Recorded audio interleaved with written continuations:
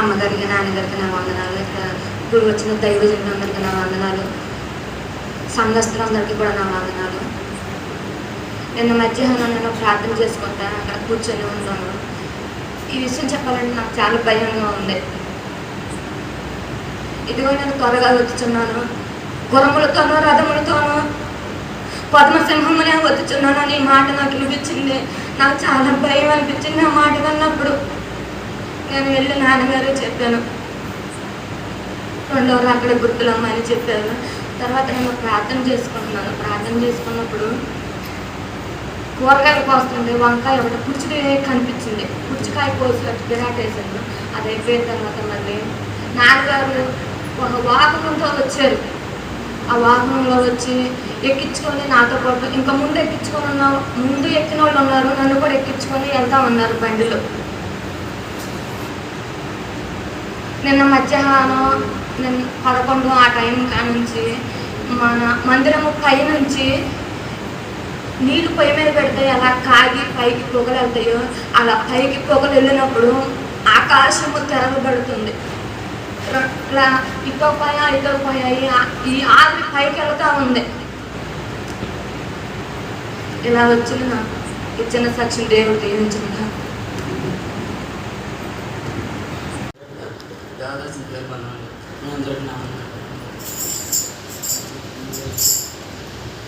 First వచ్చిన రోజు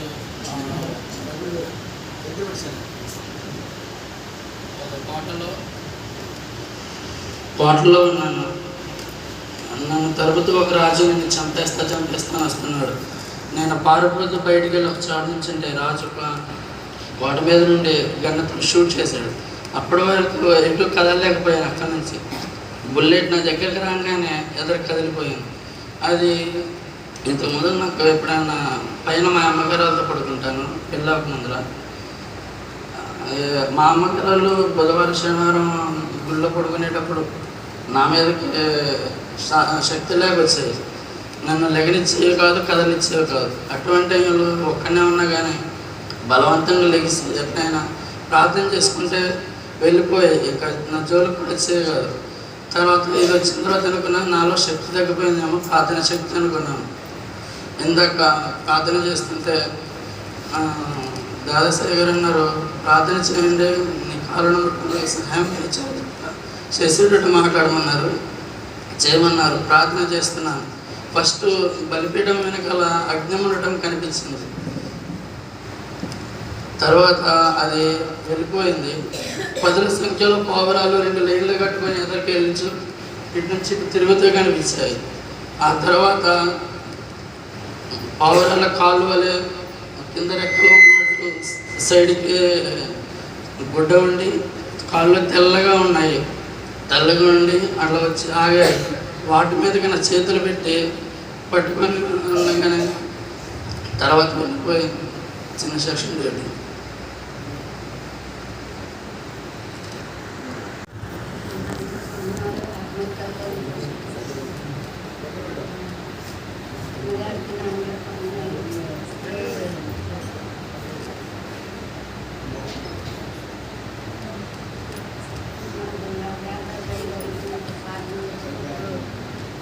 కొవ్వొత్తులుగా కనపడ్డాక మరి అది అనమాట గట్టిగా ప్రార్థన చేయమంటున్నారు దేవుడి దగ్గర. తల్లి స్పీడ్చుకుంటూ ప్రభా ఉండేతులు వంటి చేస్తున్నాను కానీ నాకు ఏం కనపడుతుంది ఉంటుంది ప్రభా. ఆయన ఇంటికాడైతే వద్దన్నారు. మరి మా చంద్రబాబు కూడా గుర్తేస్తాను, ఆయన అయితే వద్దన్నారు. దానికి ఆ గుడికి మేము ఎందుకని అంటాము, ఎందుకని ఇవ్వైతే అంటాను. అంటే నేనన్నా ఏమైనా నేను వెళ్ళాల్సిందే అలా అంటాం. అయితే మా చంద్రబాబు ఇల్లమ్మా ఇల్లు అన్నకే సరే అలుగుతో ఆ పిల్లని అమ్మని తీసుకెళ్ళారు. ఆమెకి ఏడుకి పుట్టుకొచ్చి ఎక్కడ కావాలి దగ్గర లాక్కొస్తాను. నేను అనుకున్నాను నన్ను ప్రార్థన చూస్తున్నారు. పుట్టుకెళ్ళి హైదరాబాద్ కూర్చోవచ్చు రాడొచ్చు వెళ్ళాలా చంద్రబాబు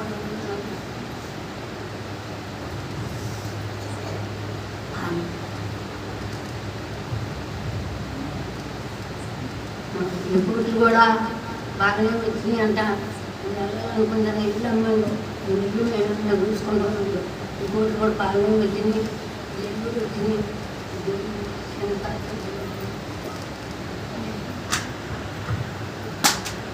ఇంకాడే తీసుకురావద్దు, ఇక్కడ జరిగిన మట్టి చెప్పమన్నా.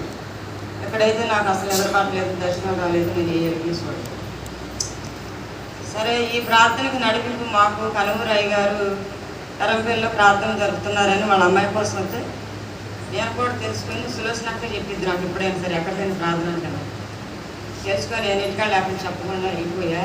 దానిలో కనపడితే చెప్పారు. ఈ ప్రార్థన మాకు తెలుసు, ఆడపిల్లలు మా భర్తలో తెలియదు, మా పిల్లలకు తెలియదు.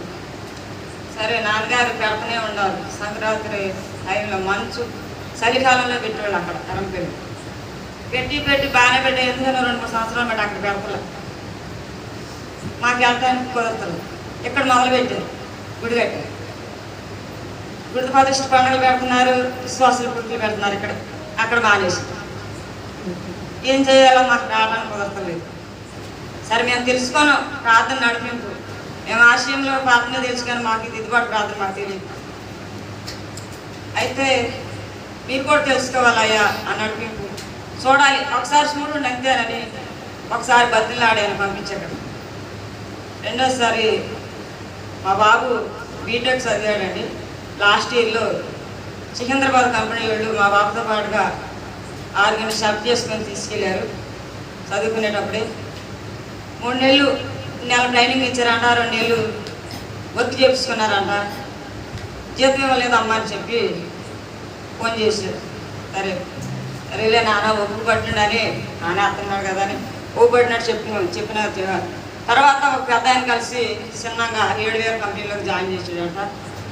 తర్వాత ఆ పెద్ద ఆయన కూడా నా కంపెనీ ఆయనకి గొడవ వచ్చి ఆయన అప్పుడే వెళ్ళిపోతున్నాడు. మా బాబు ఇంటికి వచ్చేసాడు. వచ్చిన తర్వాత నేను అనుకున్నా, బాబు నేను నాన్న పంపించాడు. వాళ్ళు వచ్చారు కదా, అయ్యా నీ చిత్తం అయితే వాళ్ళ ఆశని నెరవేర్చు. చిన్నదే పెద్దది కాకపోయినా సరే, బాబు ఖాళీ కూడా చదువుకుంటే ఏడు ఖాళీ కూడా అని అడుగుతారు. వాళ్ళకి సిగ్గులాట అయ్యాలి ఇంటికాడే కానీ ప్రార్థన చేస్తున్నా వాళ్ళు పంపించేది. పోయిన సంవత్సరం నేను అనుకున్నా, అయ్యా నీ చిత్తం అయితే బాబు చిన్న జాబ్ ఇచ్చినా చాలు. వాళ్ళు 2 సార్లు వచ్చారు, ఈసారి నేను వస్తానయ్యా సాక్షి చెప్పుకుంటానయ్యా అనుకుంది. అలాగే నేను డిసెంబర్ నెల వచ్చిందని జనవరి కాడ నుంచి 15,000 అనుకున్నారు. దేవుడు సాక్షి దేవుడు చూసింది కాదు. ఆత్మీయ పండుగ అందరికీ ఉన్నామండి. అక్కడ నుంచి పాట పాడుతుంటే ఆ పాట అనుకుంటా కళ్ళు పెట్టి మూసుకున్నానండి. మూసుకున్న వాటికి కళ్ళు మూసుకుంటా పాట అనుకుంటున్నాం. అప్పుడు ఈ లోపల పక్కన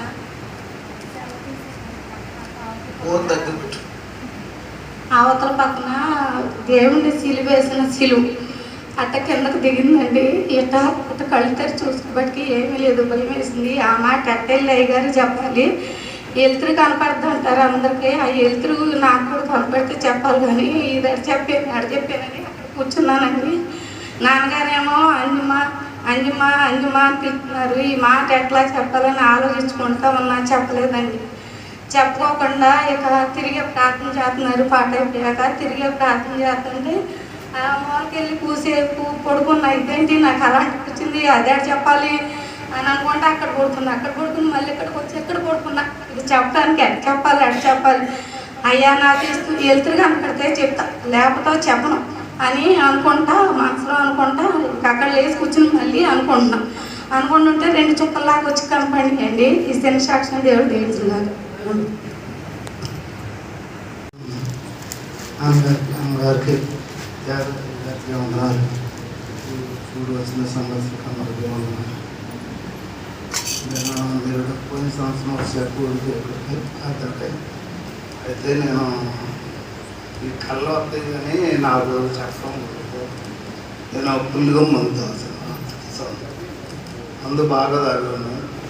ఇక్కడ గుడికి వచ్చి ప్రార్థనకు వచ్చే ముందు కూడా 9 బయటకు తాగి ఎంత తాగినా కానీ నాకు ఎక్కడో తాగుతూ మా ఇంటికి వెళ్తే మా ఊళ్ళో తిడతాం అన్న, లేకపోతే పెట్టుకోవటం. ఈ గుడికి వచ్చి పోయిన 3 రోజులు ప్రార్థనలో ఉండి చేతులు ఎత్తి ప్రమాణం చేసుకున్నాను. ఆయన ఈరోజు మొదలుకొని ఆయన ప్రార్థన చేసుకుంటాను. డైలీ మందు తాగను, చేతులు ఎత్తి ప్రమాణం చేసుకున్నాను. అప్పుడు మందు మీద అంటే అసలు ఆలోచన తెలియదు నాకు, ఇచ్చినట్టు చెప్పింది. ఆ ప్రాణం కూడా శుభ్రంగా ఉంది, బాగుంది. నాకు మా బామ్మర్ది ఆయన నేను మందు మానేసి అంతకేతం నేను సంవత్సరం తాగి కూడా గుళ్ళోకి వెళ్ళిన రోజు ఉంటుంది. ఎక్కడికి ఎవరికైతే వెళ్ళదు. వెళ్తా ప్రార్థన చేసి ఇంటికి వెళ్తానే మా ఊళ్ళో ఎడబిల్లో ఉంటుంది. తాగి ఇంటికి వెళ్ళి ప్రార్థనకి వెళ్ళి తర్వాత తాగి ఉంది. ఆయన నేను అట్ట ఏ తప్పు నేను తాగను అని ప్రమాణం చేసుకున్నాను.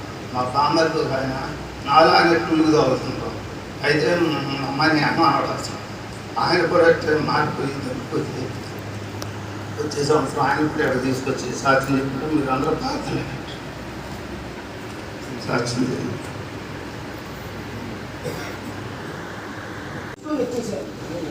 దేవుని స్థుతులు ఆత్మీయత చెన్నై గారి అమ్మగారి వందనం చేసుకుంటూ వచ్చారు. అందరికీ వందనాలు.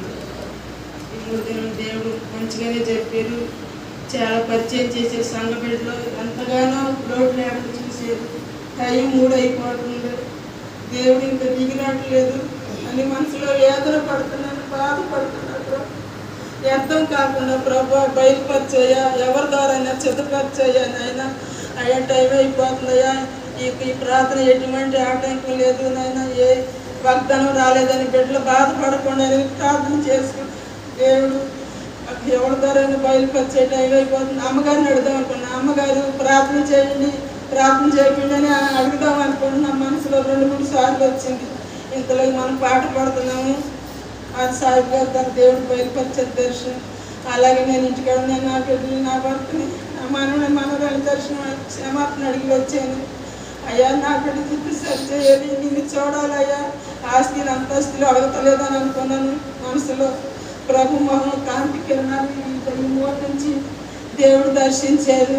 తలతల మెరుపుగా వచ్చి దర్శనం కాపాడింది. ఈ కొద్దిగా సాక్ష్యం దేవుడు దీవించిందిగా.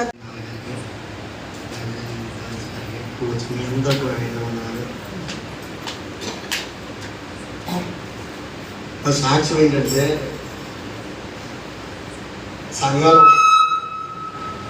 సంఘంలో ఉపవాస పురుకులు పెట్టాలని చాలా చర్చలు జరుగుతుంది. అంటే మాట్లాడుకున్నారు. ఎంతలోకే మనకి దర్శనం వచ్చిందంట. వాళ్ళ కొడుకులు పెట్టుకున్నారు, జనం కోలాహలం ఇచ్చాడు అని చెప్పుకున్నారు. ఇందులోకైనా వీళ్ళు కొంతమంది వచ్చి సరే కోటాల కోసం కొంచెం డబ్బు ఏర్పాటు చేశారు. ఆ తర్వాత పనులు చేయాలి. మరి నాతో మాట్లాడకుండా నేను ఎందుకు చెప్తాను, నేను ముందుకేసి కూర్చోన్నాను. ఆ నైట్ కాళ్ళు ప్రోగ్రాం ఏంటి ప్రోగ్రాం మోకాలు అయితే నా పన్ను చేయవా, చెవులు ఇక్కడ వినపడుతుందిగా, నా పన్ను చేయవా అని వెంటనే ఇదే స్థలంలో ఇదే ఊళ్ళో 2 చోట్ల ఉపవాస పూర్తి 2 చోట్ల జరుగుతుంది. ఏంటి ప్రభా మా మా ఉపవాస పూర్తిగా జరుగుతుంది. మరి ఇంకొకటి ఇక్కడ అది ఎక్కడ జరుగుతుందని నేను వెతుకులాడతాను. అది వెతుకుతున్నా ఏంటి ఏంటి ఏంటి అంటే మాకు ఇది ఊరి చివర కొత్త చెరువు ఒకటి ఉండిద్ది. ఆ చెరువు కాడ కొంతమంది ప్రార్థనలా చేస్తున్నారు. ప్రార్థన అనుకున్నారు కానీ ప్రార్థన కాదు, ఏ బ్లేడ్తో కోసుకుంటున్నారు, ఒళ్ళు చింపుకుంటున్నారు. నువ్వు రావాలి, నువ్వు రావాలి, నువ్వు రావాలి, ఒళ్ళంతా పులకరించేలా పెగిలించుకుంటూ వస్తున్నారు.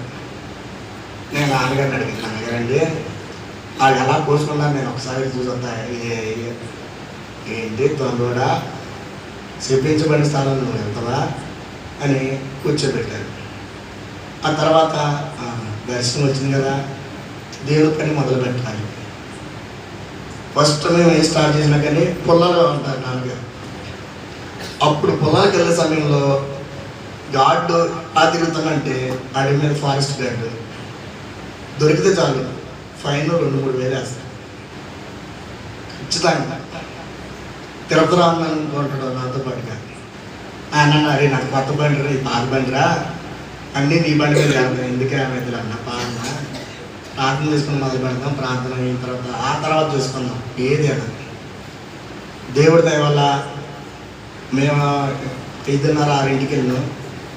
ఏ ఫారెస్ట్ కార్డు దొరకల, ఏది జరగల. ఆ తర్వాత బండ్లే దొరుకుతాయి అని మేము ఆలోచన చేసినాం, కానీ ఈసారి ఆటో వేసుకుని అడుగులోకి పొలాలు తేయడానికి ఆటో వేసుకుని వెళ్ళినాం. ముందుకు మేము బండ్లు వేసుకుని వెళ్ళాలనుకున్నాం, భయపడ్డాం. కానీ దేవుడు ఆశ్చర్యంగా కార్యం చేశాడు. ఆ తర్వాత డబ్బుల కోసం పెరుగులాట మాది.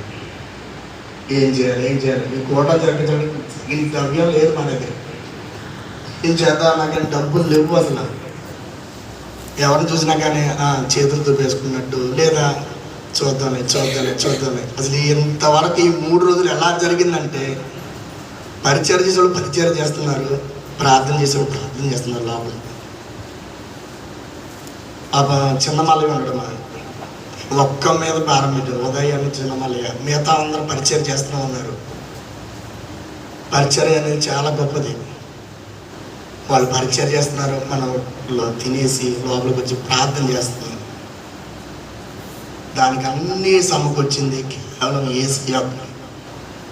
ఒకనొక సమయంలో ఆ డబ్బులు కూడా లేక, ఉన్న డబ్బులో కొంత డబ్బు తీసుకొని ఆ యొక్క మోటార్ సంబంధించిన వైరు, లేదా మోటార్ వైర్ అని ఇంకేదైనా సమకూర్చుకున్నాం మేము ఇక్కడ గుడికి సంబంధించినవన్నీ కూడా.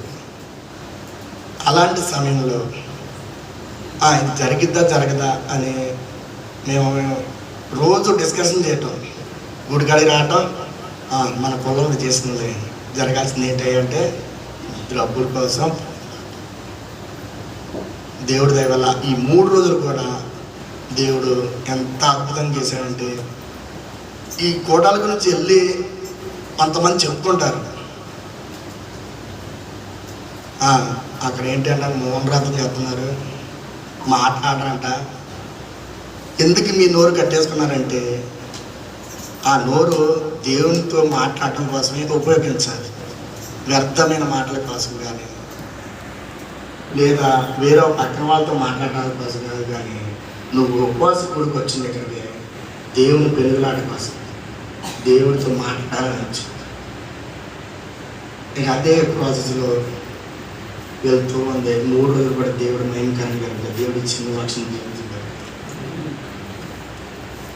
ఏమైందో అంటే ఈయన కూడా చెప్పామనంటే ప్రార్థనకి వెళ్దామంటే నేను కూడా ఉంటానండి. నేను అసలు ఆయన అడగనే లేదు, ఆయన నేను కూడా ఉంటానండి. సరేలే మంచిది, దేవుడు అంటే ఈయన మనసు కూడా మార్చి ఉంచుతారేమో అనుకొని ఇద్దరం ఉందాం అనుకొని పొద్దున్నే బయలుదేరి 9ంటికి ఇక్కడికి వచ్చినాం. అంతకుముందే క్షమాపణ అడగాలని చెప్పి నాన్నగారు చెప్పాను. మరి నేనైతే అప్పుడు ఏం లేదు, ఇంక ఇళ్ళ పక్కన అక్కడ అడగకుండా వచ్చేసా. ఆ ఫస్ట్ రోజు నేను అంటే ఇక్కడికి వస్తానని అనుకోకుండా నన్ను దేవుడు తీసుకొచ్చాడు కాబట్టి నాకు కన్నీటి ప్రార్థన బాగా వచ్చింది. ఆ రోజు నేను బాగా ప్రార్థన చేసుకున్నప్పుడు నాన్నగారు ఇక్కడ ఖాళీ కూర్చుంది. ఖాళీ కుర్చీలో సేమ్ ఎట్ట కూర్చొని ఉన్నట్టు కనపడ్డారు నాకు. నాన్నగారు లాగా సేమ్ ఎట్ట కూర్చొని ఉన్నారు. దేవుడని నేను అనుకున్న దేవుడే కంపల్సరీ దేవుడే నాకు కనపడ్డారు. ఎట్టే కూర్చొని రెప్పపాటునే గట్ట మళ్ళీ కనపడలేదు ప్రార్థన చేసుకున్నప్పుడు. తర్వాత మళ్ళీ ఇందాక ఏమైంది, అయ్యగారు ప్రార్థన చేసేటప్పుడు నేను బాగా కన్నీటి ప్రార్థన చేసుకున్నా. తండ్రి నువ్వే నాకు దిక్కునని నేను బాగా ఏడ్చుకుంటూ ప్రార్థన చేసుకుంటే, అప్పుడు ఇక దేవుడు దీవించే టైం వచ్చింది మీరు గట్టిగా అడగండి అని అన్నారు. నేను బాగా చేతులు ఎత్తి ప్రార్థన చేసుకున్నా. అయితే ఆకాశం కాడ నుంచి భూమికి ఒక్కటే పొర ఉంది, అంటే వెలుగు ఒక మెరుపు లాంటి మెరిసి టక్కనంటే అది మన బ్యాట్ లైట్ వేసినట్టుగా నాకు మొహానికి వేసేసారు. అది ఒకేసారి ఆ వెలుతురు కంపల్సరీ బాగా కనపడింది, గీట్ లాగా అది వచ్చి నా మొహానికి వెలిగింది, ఆరిపోయింది. అదేనండి చిన్న సాక్షి దేవుడు దీవించిన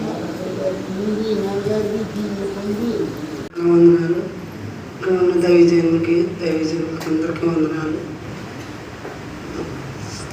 దేవుడు చేసిన మేలు ఏమి చూడడం తెచ్చుకోలేము. మరి స్థలం కొనటానికి కూడా ప్రభా మరి స్థలం లేదని మా జయమ్మాడి ఇంటికాడ ప్రార్థన పెడుతున్నాం, ఇంట్లో పెడుతున్నాం. పిల్లలు కానీ తండ్రి కానీ ఎప్పుడు ఏమనేవాడు కాదు. మళ్ళీ తర్వాత రేకులు చెడ్డేశారు, అందులో కూడా ప్రార్థన పెడతాం. స్థలం కోసం ప్రార్థన చేస్తాం. పక్కనంతా తిరుగుతున్నాం, ఎక్కడ దొరకట్లా. పక్కన ఉందని ఎదరపందని తీసుకుందాం అనుకోను, కొంచెం అది ఆటంకం వచ్చింది. మళ్ళీ తర్వాత ప్రార్థన చేస్తుంటే ఇక్కడ స్థలం ఉందని చెప్పారు. 3 దినాలు మజ్జిగ తాగి 3 రోజులు ప్రార్థనలో ఉన్నాను నేను, పిల్లలతో కూడా మాట్లాడుకోకుండా. అయితే అయ్యగారు బాబు సంఘం కూడా చూశారు. చూస్తే స్థలం దొరికింది, దేవుని మహాకృపను బట్టి అన్నారు. నేను కల్లా అన్నా, మనకి ఎందుకు అంత స్థలం ఏమన్నా అనుకుంటారండి అన్నా. అంటే దేవునికి కావాలి అమ్మగారు, ఆ మాట అనమాకు, సాకులోరు అందరూ వస్తారు, నువ్వు మాట అనమాకు అన్నారు. తెల్లారే రావడం బాబు బజార్ జరిగింది దేవుని మహాకృపను బట్టి. ఇంకేమిచ్చుడు తీసుకెళ్ళిన ఆటంకాలు వచ్చిన చావుకుల్ని శ్వాసుల్ని దైవజనుడు ఎక్కడ పెట్టుకొని పనులు చేసుకుంటా ప్రార్థన చేసుకుంటా ఉండవు. మరి అక్కడి నుంచి వచ్చి కూడా ఇక్కడ ఇంటికి మనిషి కాడికి భోజనం వండుకొచ్చి తీసుకొచ్చేవాళ్ళు గుడి కాడికి. అది తర్వాత 1 కేజీ బియ్యం వండి పిల్లలు చావుకులకు ముందు పెట్టేసేదాన్ని, వాళ్ళు వచ్చి తల పరిచయం అందుకునేవాళ్ళు. దేవుని మహాకృపను బట్టి దేవుడు ఎంతగానో ఆయన కృపను బట్టి ఒకసారి ఇక్కడికి రావటం. మరి ఆ రోజులలో ఛార్జీలు కూడా ఉండేవి కావు, 2 రూపాయలు కూడా వచ్చేవి కావు. డబ్బులు మాకు చూసుకోలేదు. ఇటు బతకడానికి వచ్చేవాడు, ఈ ఊరు వచ్చే సంఘాన్ని కట్టేవాళ్ళు ఎంతోమంది అనేవాళ్ళు. సైకిల్ కాలిపోయింది నడిచి వచ్చేవాళ్ళు అంటే అయ్యగారు. ఒకసారి అయితే పెట్రోల్ అయిపోయిందని అడవిలో కూడా నడిచి వచ్చారంటే, ఇంటికి వచ్చాక ఏడ్చారు, ఎంత దూరం నడిచి వచ్చారని.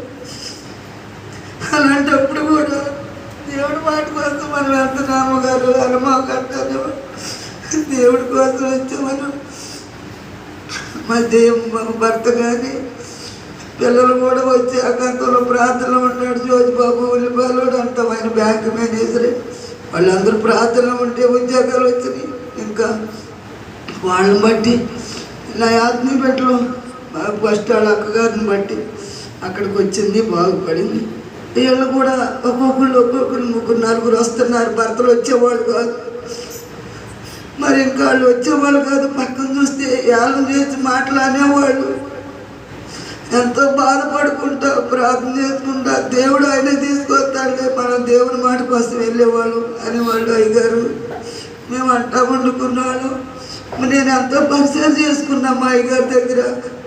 అమ్మ 11 లేచి వస్తే అన్నం వండేదాన్ని. నాన్నగారు బట్టలు పేడలో సర్వ్ చేసి, కుటుంబ గారు బోరు కట్టిన బట్టలు ఆరేసి నేను ఎంతో పరిచయం చేసుకుని నాకు ఎందుకంటే రావట్లేదని ఏడ్చేదాన్ని ఒకసారి. తర్వాత దేవుడు తీసుకొస్తాడు, నువ్వు బాధపడిపోకనే. ఒకసారి అంట్లు తోముకొని ఎండిపోయాక మళ్ళీ తోముకునేదాన్ని. అలా వచ్చాక కూడా ఇక్కడ పిల్లలు చిన్న పిల్లలు వచ్చేవాళ్ళు, పెద్ద పిల్లలు కూడా దానికి 2 3 వచ్చేవాళ్ళు. మరి దేవుడు అక్కడి నుంచి అరంపల్లి నుంచి ఇక్కడ చూపించాక కూడా ఎన్నో కష్టాలు పడినప్పుడు మరి దేవుని కృపను బట్టి ఎంతమంది ఆత్మీయులు సేవకులు మరి రావటం దేవుని కృపే కానీ మా వల్ల అవదు. నా ఆత్మీయ పిల్లలు ఇంటికాడ భర్తలకు ఎలా చెప్పొస్తున్నారు వాళ్ళకి చెప్పుకొని, వాళ్ళే కాదు భర్తలు కూడా వచ్చి పరిచయాలు ఆడవాళ్ళు మగవాళ్ళు అలా చేసుకుని ఈరోజు నేను ఇంటి కూర్చున్నా అక్కడ ఉండి అన్నీ చేసుకొని అమ్మగారు ప్రార్థన చేయంటారు. ఏ చుట్టాలు ఏ బంధువులు కూడా అలా చేయరు. నా ఆత్మీయ బిడ్డలు మగ పిల్లలు ఆడపిల్లలు మారిపోయి ఎంత కష్టపడినప్పుడు కన్నీరుగా వచ్చినప్పుడు 30 సంవత్సరాలు పైనుంచి 35 సంవత్సరాలు మరి దేవుని మహాకృపను బట్టి అలా పరిచయం చేసుకుంటున్నా. ఆడపిల్లలు మగ పిల్లలైనా తిన్నా తిరగపోయినా, ఆడపిల్లలు యవనస్తులు మగపిల్లలు ఆడపిల్లలైనా దేవుని కృప దేవుని పనిలో పాల్గొనాలి. దేవుని కోసం కష్టపడుతున్నాం అనుకుంటారు వాళ్ళు కూడా. దేవుని మహాకృపను బట్టి మరి ఆడపిల్లలు మగపిల్లలు వచ్చారు, చావుకులు వచ్చారు. అయ్యగారికి ఆగండి బాగుపడిన పడతాడని ఎప్పుడు ఊహించలేదు. వాడి ధైర్యం ఉండదు అనుకుని వైజాగ్లో ఉండి ఫోన్ చేసి పుట్టినరోజు బాబుది అని జాగేరి అన్నాడు, మాట్లాడాడు.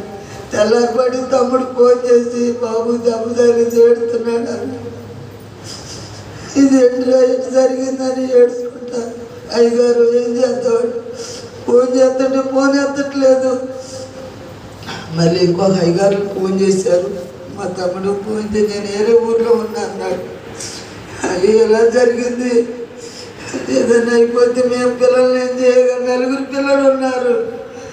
ఆడంటే భయపడతారు, మేమంటే భయపడరు. పిల్లలు ఏమైపోతే సేవ సంఘాలని తక్కువ వెళ్ళిపోతే ఎవరు మహాకృపను బట్టి పోగు చేసుకోవడం అయ్యేది. దేవుడు మీ ప్రార్థన వల్ల బతికాడు అని చెప్పారు. అయ్యగారు కూడా ఫోన్ చేశారు. బాబు చిన్నమ్మ గారు ఇంకొక చావు కూడా వెళ్ళి చూసి నన్ను వద్దన్నారు. పిల్లలు వస్తారు, అమ్మగారు ఉండమన్నారు. అయ్యగారు మనవడు బాగా చూసుకున్నారు.